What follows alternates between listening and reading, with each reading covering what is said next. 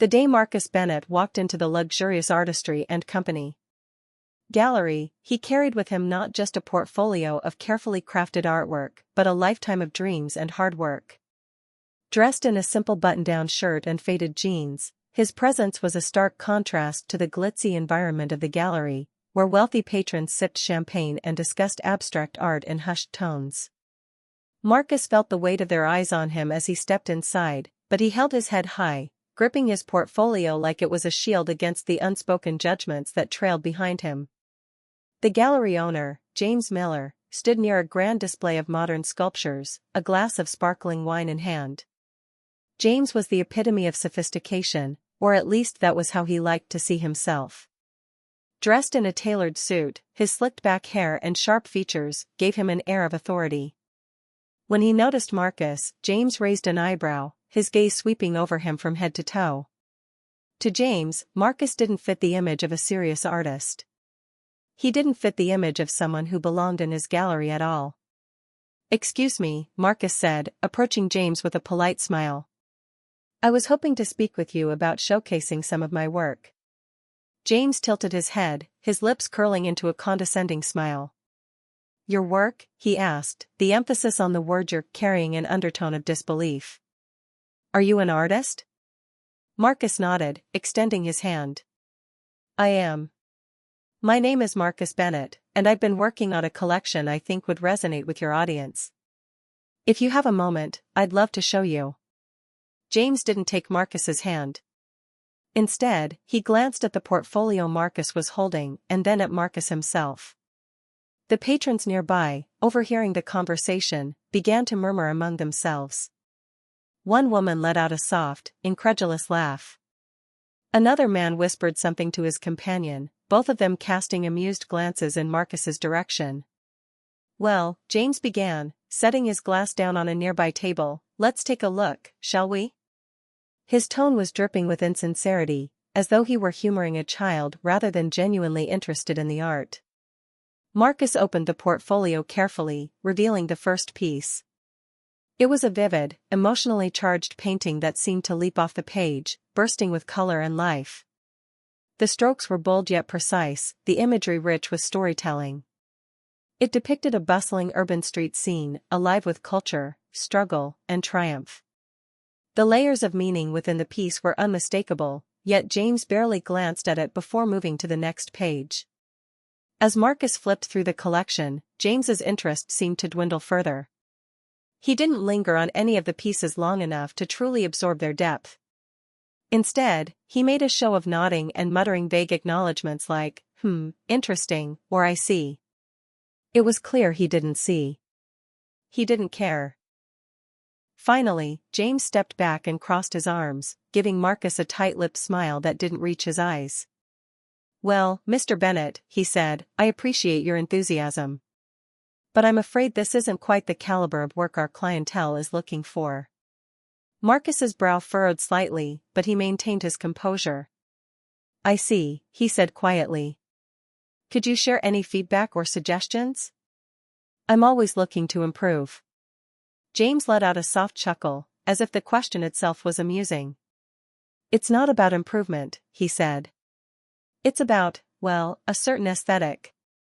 A certain level of sophistication, if you will. Our collectors prefer something a bit more refined." Marcus nodded slowly, understanding the coded language in James's words. The rejection wasn't about the art. It was about the artist. As Marcus closed his portfolio and prepared to leave, James added one final parting jab. "You might want to try some of the smaller community venues downtown. They might appreciate your unique perspective." The smirk on James's face stung, but Marcus didn't let it show. "Thank you for your time," he said, his voice calm and steady. He walked out of the gallery with his head held high, ignoring the whispers and chuckles that followed him. Outside, as he stood on the bustling New York sidewalk, Marcus took a deep breath. He looked down at his portfolio, filled with the work he had poured his soul into, and reminded himself of one thing: rejection doesn't define worth. With that thought in mind, he turned away from the gallery, ready to seek the next opportunity. Little did James know, the artist he had just dismissed would soon become a name he could only dream of associating with his gallery. Weeks had passed since the encounter with Marcus Bennett, and James Miller barely remembered the exchange. To him, it was just another day of dismissing unpolished dreamers who wandered into his gallery hoping to get a foothold in the art world. His focus was now on an exclusive, high-profile auction, an event he had been looking forward to for months. It was a gathering of the elite in the art world, collectors, critics, and gallerists vying for the next big find. The auction was being held in one of Manhattan's grandest venues, a gilded ballroom with soaring ceilings and crystal chandeliers. The walls were lined with artworks concealed by velvet curtains, each waiting to be unveiled to the eager audience. The event was shrouded in mystery, as the featured artist was a relative newcomer whose work had been making waves in private circles. Rumors swirled about the artist's ability to capture raw emotion in a way that resonated universally. James entered the room, his confidence high. He mingled effortlessly with other gallery owners and collectors, exchanging pleasantries and speculations about the identity of the artist. "Whoever this is," James remarked to a colleague, "they've managed to generate quite the buzz. Let's hope the work lives up to it." As the auction began, the auctioneer took the stage and introduced the first piece. With a dramatic flourish, the velvet curtain was pulled back to reveal a stunning painting. The room erupted into murmurs of admiration. The piece was bold and vibrant, with colors that seemed to dance off the canvas. It depicted a powerful, emotionally charged scene, a family embracing in the midst of chaos, their faces a mix of anguish and hope. The detail and depth were mesmerizing, the kind of work that commanded attention and respect. James leaned forward in his seat, intrigued. There was something familiar about the style, though he couldn't quite place it. The auctioneer began the bidding, and the numbers climbed rapidly, starting in the tens of thousands and quickly surpassing the six-figure mark. By the time the hammer fell, the painting had sold for an astounding $2.3 million. The second piece was revealed, then the third, each one more captivating than the last. The audience was spellbound, and the bids soared higher and higher. By now, James's curiosity was piqued. He flipped through the auction catalog, searching for any clue about the artist. The only information provided was a name, Marcus Bennett. The name hit James like a bolt of lightning. His breath caught in his throat as he replayed the memory of Marcus standing in his gallery, portfolio in hand, asking for a chance. The man he had dismissed so casually was now the star of one of the most talked about auctions of the year. James's face flushed as he glanced around the room, watching as buyers he respected and envied clamored to acquire Marcus's work. "How did I not see it?" James muttered to himself, his voice barely audible over the excited chatter around him. He sank back in his chair, the realization settling in like a weight on his chest. He had been so quick to judge Marcus based on his appearance and the assumptions he'd made about him. He hadn't even given the art a fair chance. As the final piece was unveiled, a breathtaking abstract representation of resilience and triumph, the auctioneer invited the artist to join him on stage. The room erupted into applause as Marcus Bennett stepped forward. He was no longer the unassuming man in simple clothes James had dismissed weeks ago. Dressed in a tailored suit and standing tall, Marcus exuded confidence and poise. He greeted the audience with a warm smile, graciously acknowledging their praise. James watched in silence, his mind racing. Every word of the auctioneer's introduction felt like a dagger. Marcus's work was described as groundbreaking, emotionally resonant, and unlike anything seen before. Collectors praised his originality and depth, calling him a once-in-a-generation talent. James couldn't believe what he was hearing. The man he had dismissed as not the right fit for his gallery was now being celebrated as the future of contemporary art. As the auction concluded and Marcus mingled with the crowd, James stayed in his seat, too stunned to move. He realized he had been given the opportunity to support a genius at the start of his journey, and he had let his own biases blind him to the brilliance in front of him. Now, Marcus didn't just belong in the art world, he had taken it by storm. For the first time in his career, James felt a pang of regret that he couldn't shake. He had always prided himself on his ability to spot talent, but in Marcus's case, he had failed spectacularly. As he watched Marcus surrounded by admirers, James knew that this was a moment he would never forget. It was the moment he realized that true art, and true talent, couldn't be boxed in by prejudice or pretense. And it was the moment he understood that he had missed out on being part of something extraordinary. Marcus Bennett stood outside the ornate doors of Artistry and Company Gallery, a place he had once walked into full of hope and left with the sting of rejection. This time, however, he wasn't here to seek approval or validation. He was here as the new owner.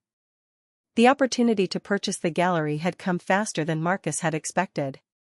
His meteoric rise in the art world had drawn attention not just to his work, but to his vision. Wealthy patrons, moved by both his art and his story, offered to back his ambitions. When Marcus learned that Artistry and Company was struggling financially due to dwindling attendance and competition, he seized the chance. It felt poetic, a chance to turn a symbol of exclusion into a beacon of inclusion. Word spread quickly through the art world: Marcus Bennett had bought the gallery. The same Marcus who had once been turned away by its owner, James Miller. The news was met with a mix of shock, curiosity, and excitement.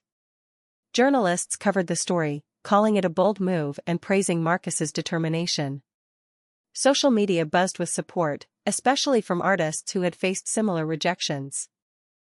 Inside the gallery, James sat at his desk, staring blankly at the official notice of the sale. He had tried to save the business, but the dwindling sales and growing competition had left him no choice but to sell. He hadn't expected the buyer to be Marcus. The irony wasn't lost on him, and for the first time in his career, James felt truly humbled. The following week, Marcus held a press conference outside the gallery. A crowd of reporters, artists, and curious onlookers gathered as Marcus stepped up to the podium. He looked out at the faces before him, a mix of supporters and skeptics, and smiled. Art, Marcus began, his voice steady and clear, is not about who you know, where you come from, or how you look. It's about the stories we tell, the emotions we evoke, and the connections we create. For too long, spaces like this have been gatekeepers, deciding whose stories are worthy of being told. That ends today. The crowd erupted in applause as Marcus continued. This gallery will no longer be a place that judges artists by their background or their social standing. It will be a space for underrepresented voices, for those who have been overlooked, and for those who have something powerful to say through their art. This is not just a gallery, it's a movement. The energy in the air was electric. Marcus had turned what could have been a simple business transaction into a powerful statement. Artists from marginalized communities began reaching out, eager to be part of this new chapter. Meanwhile, James watched the press conference from his modest apartment. He hadn't been invited, but he couldn't resist tuning in. As he listened to Marcus speak, James felt a mix of emotions: admiration, regret, and a pang of bitterness. Yet he couldn't deny that Marcus's vision was inspiring. A few days later, James worked up the courage to visit the gallery. He arrived unannounced, carrying a folder of his own, a collection of ideas and suggestions he hoped might appeal to Marcus. When he walked through the doors, now adorned with a new sign that read Bennett Gallery of Voices, he was greeted by a warm, vibrant atmosphere. The sterile, exclusive air of the old gallery was gone, replaced by the hum of creativity and collaboration. Marcus was in the main hall, speaking with a group of artists.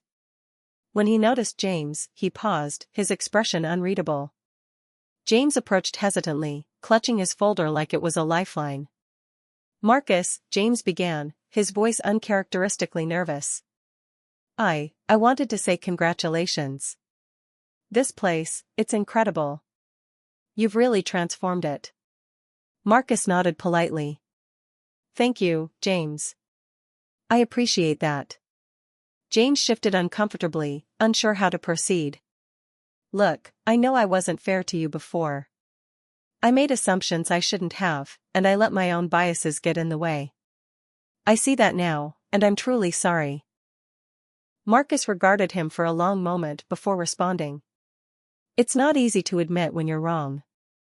I appreciate that, James. But words alone aren't enough. This gallery is about action, about creating opportunities and breaking down barriers.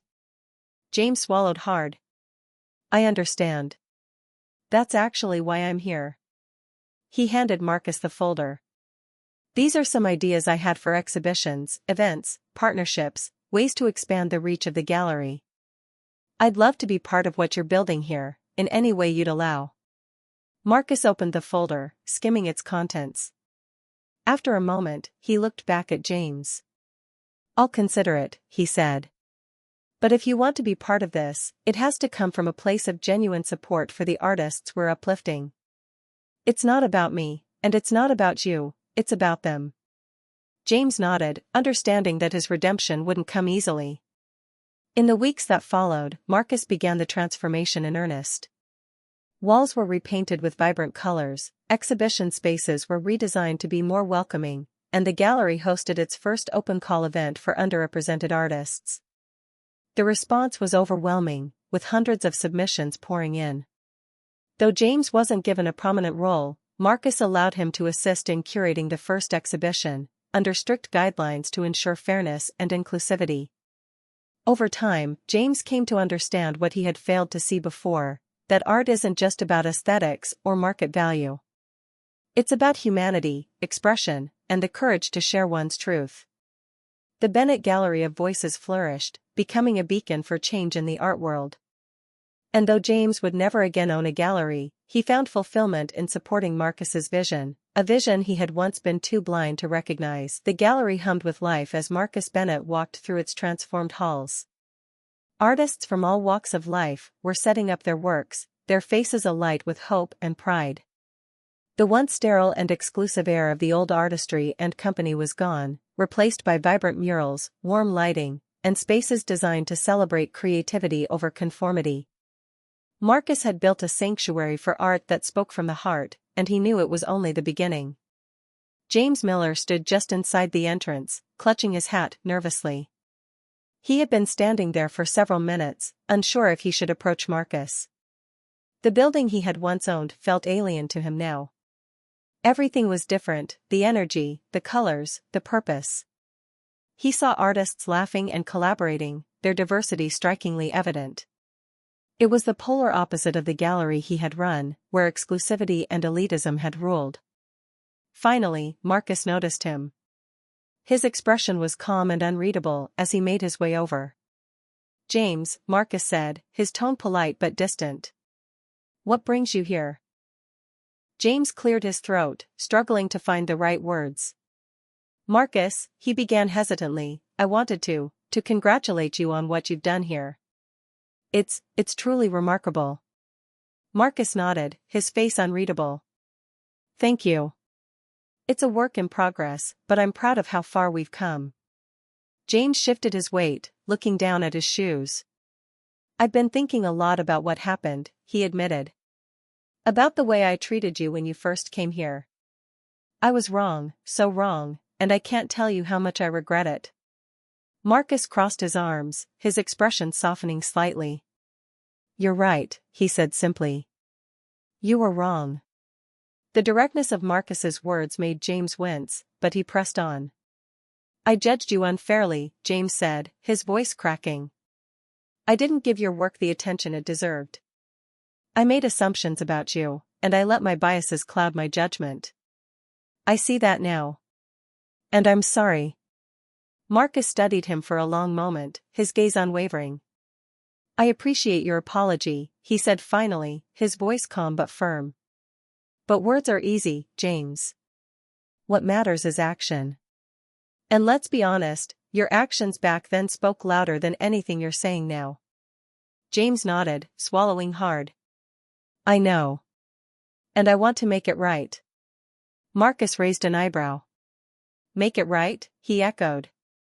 Tell me, James, how do you plan to make it right? Do you think you can undo the harm of years of exclusion with an apology? Or are you just here to ease your own conscience? James opened his mouth to respond but hesitated. He realized that Marcus had a point. His apology, however heartfelt, wasn't enough to erase the mistakes he had made or the opportunities he had denied. This place, Marcus continued, gesturing to the gallery around them, isn't about apologies or second chances for people like you. It's about giving first chances to people who were never given the opportunity to begin with. I'm building something that values talent over appearances, something this place never did under your ownership.